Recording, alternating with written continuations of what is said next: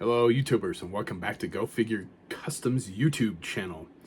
We've been putting out a lot of content on the general geekery side of the channel. We've had guests from Operation Longbow and Gridiron Customs or Gridiron Studios on recently. Be sure and check out those episodes. But you know, it's been a while since I've put out any content for customizing, which was what I really wanted to, what I started the channel for to begin with. I got asked a question today that prompted me to make a video, a new video. And that is a question I get frequently, and that is, what primer do I use? Normally, I just throw out the name of the primer that I use in the comments and then link them to my YouTube channel where I have done a video on primer review. So I was going to do that today, and then I noticed, number one, that the video is 4 years old and they don't make the primer that I recommended any longer. At least the primer that's in the picture in the thumbnail, they don't make that anymore. And that's what I would have recommended probably in that video 4 years ago, because they were probably still making it 4 years ago. So I'm like, well, you know what? Maybe it's time for a new video. So that's what I did. So first off, what is primer? Primer is something that helps paint adhere to a surface. And in the customizing realm, that's like one of the big steps in customizing. Once you've got your figure built, you want to paint it, and you want that paint to look good, and you want that paint to stay on, right? So that's where primer comes in handy. I primer everything that I make. Every custom that you see started off with gray primer. It also helps bleed through, so you're not going to get the paint from underneath coming through your paint. It also helps with paint rubs, so because it helps the paint adhere to the figure, especially softer plastics, like some of the stuff that's in the newer figures in the classified line, some of the newer G.I. Joe stuff.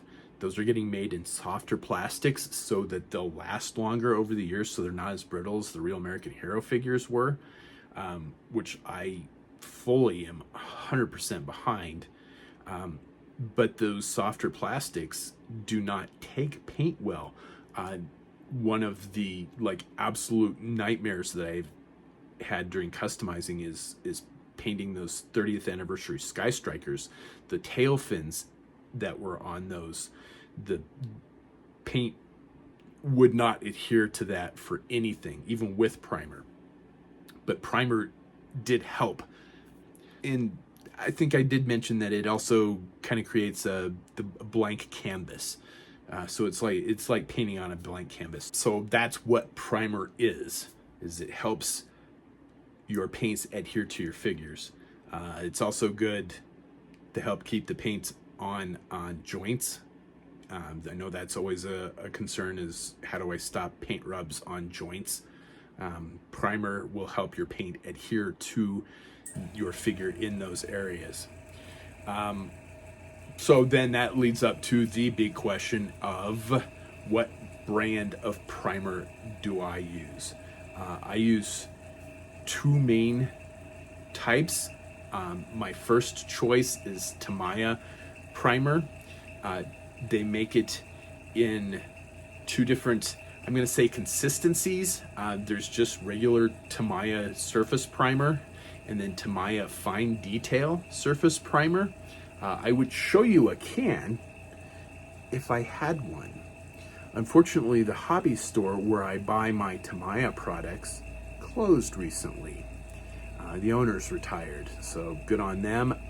But shit, I can't get Tamiya paints in town anymore. I'm probably one of the few people that actually use Tamiya paints, but I use a lot of Tamiya paint, so it's painful. So I don't have a can of the Tamiya surface primer to show you. It is available on Amazon. I know I've bought some off Amazon before, but I have a real bad habit of waiting until I really need something before I buy it.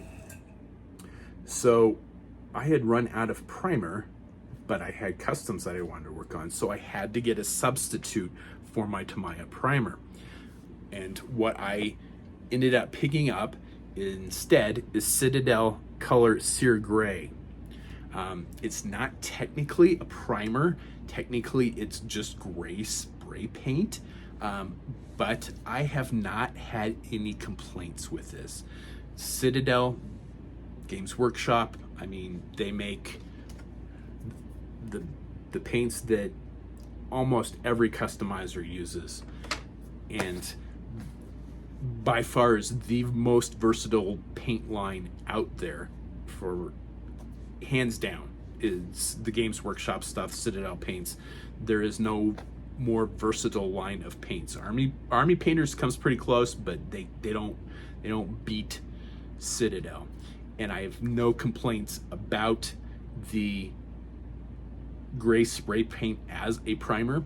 I use the Citadel sealant as well, and there is another video on sealants on this channel. Take a look at that. But this is what I'm using right now. No complaints, no problems with it. The other thing that you can do if you have an airbrush is you can airbrush primer on. And I do have some airbrush primer, but I don't use it on full figures most of the time. I have some Vallejo black primer. A lot of times what I'll do with that is primer weapons. So this is a gun that I have primered with the Vallejo. And I was going to dry brush some silver on it and then do a wash over it. It didn't really, no, I haven't dry brushed it yet. That's why I was like, it didn't really turn out very well. It's because I haven't finished it. I ended up not using this on a custom that I was working on because the figure didn't hold the weapon the way I needed it to. So so a lot of times I'll just, if I only need to do like a small rifle, it's a pain in the ass to go upstairs, primer it, let it set for a little bit, and then start working on it. So I'll airbrush it black, dry brush it, do wash, and then we're done. The thing with airbrushes to keep in mind, and it works the same way with primers, is airbrushes put on a very thin, light coat. So you may want to do more than one coat of primers. If you were going to airbrush, do everything through an airbrush, because aerosol might not have a good place to spray aerosol. You know, if you're living in an apartment,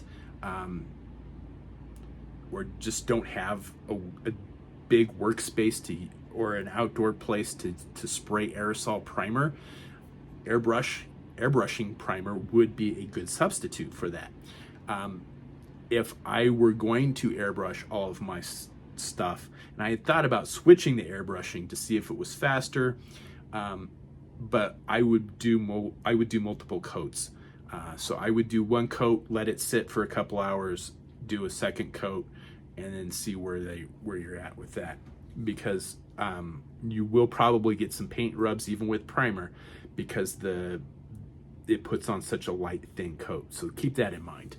The other thing that I have here is gray primer, and this is made by Army Painters that I mentioned earlier. I haven't used a lot of this, mostly because I have a decent workflow for my customizing. So I'll do the build, I'll put all the accessories together, then I'll go upstairs and I'll primer everything all at once, and then I'm done. One of the exceptions to that was I had a work in progress figure that had been sitting on my work in progress bench for I don't know how long. I don't even remember making the build on this, quite honestly. And I decided I wanted to do something with that today.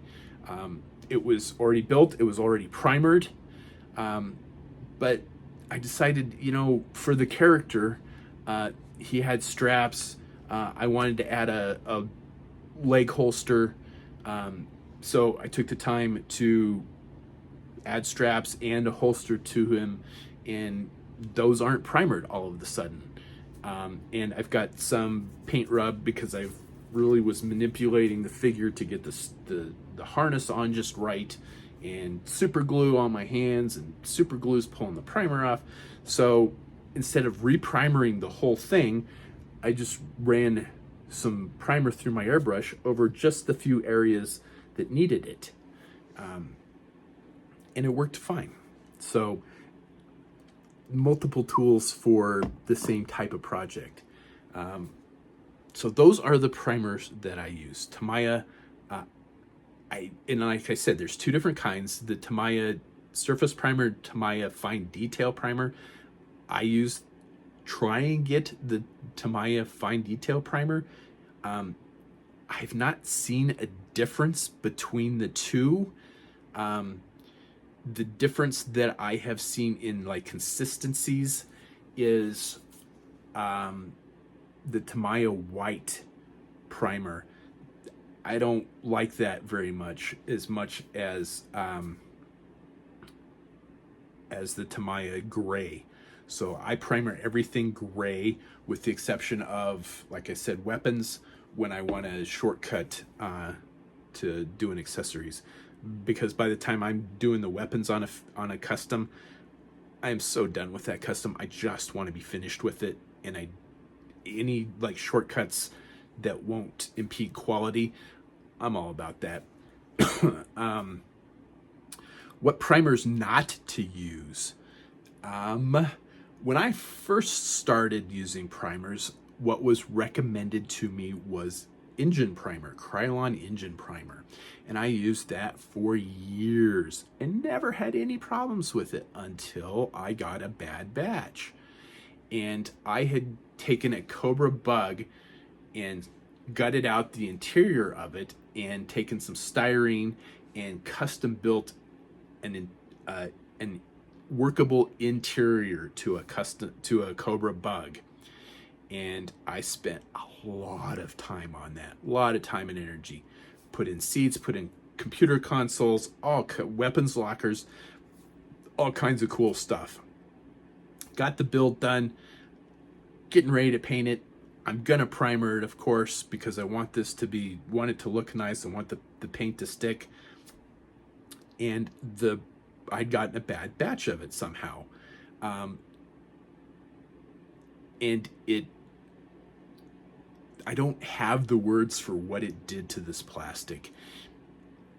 Imagine like it's spraying wet sandpaper on something, and that is like the surface that it adhered to the plastic really well, and it ruined the piece. I mean, it just made it, you couldn't sand the stuff off without damaging the plastic.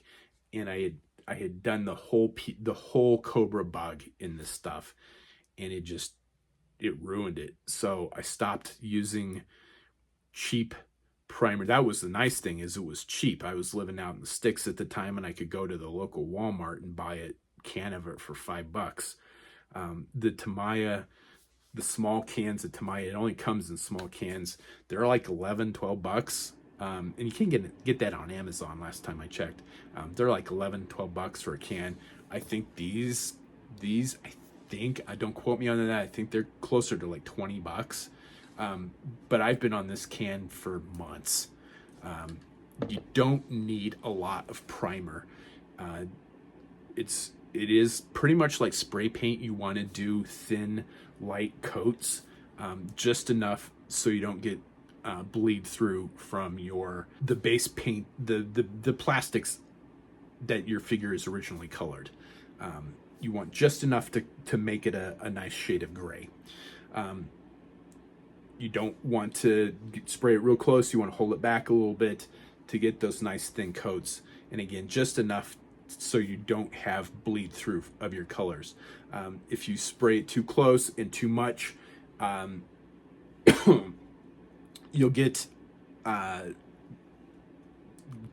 this phenomenon with that's very common with aerosol spray paints, where it will start to, it's more of a liquid than an aerosol, and it'll start to run and pool and get real thick. It's not quite that melted crayon syndrome that I've talked about where your paints are too thick, but it's the aerosol paint equivalent of the melted crayon syndrome. So that's why you want it back far enough for that aerosol to aerosolize and get on your figure, and not pool and run on your figure. So yeah, they are kind of expensive, but I think it's a worthwhile step. And it is, like I said, I primer everything. Some people would ask, do I have to primer my figures? No, absolutely not. You don't have to do anything that you don't want to. If your workflow doesn't consist of primering and you're happy with your results, then by all means, skip priming. Do what works for you. I do this for, again, the functionality is to get the paint to stick to your figure. So, I mean, that's the primary reason. The other one is more of an aesthetic reason for me because, like I mentioned before, it's like painting on a blank canvas. When I learned to paint, I was in high school. I was taking painting. I was in painting in art classes, and that's what we did. We had canvases. We painted on canvas. So it really is kind of a fundamental thing for me to go back to painting on a canvas. And I think that's about all I've got for this particular video on primers. Is Tamiya Fine Detail Primer. You can get it on Amazon, or the Citadel Gray Sear. Technically a spray paint, but works just fine as a primer. I don't think I have any, and kind of the pitfalls of using primer. I think that pretty much covers just everything that I can think of off the top of my head for using primers for customizing. If you do have any questions, if I have forgotten anything, please comment below and ask, and I do get back to everybody on the comments, and I will more than happily answer your questions. But I think that's it for this particular video. So as always, please do that fun social media stuff. Like, share, subscribe, comment below, and as always, thanks for watching.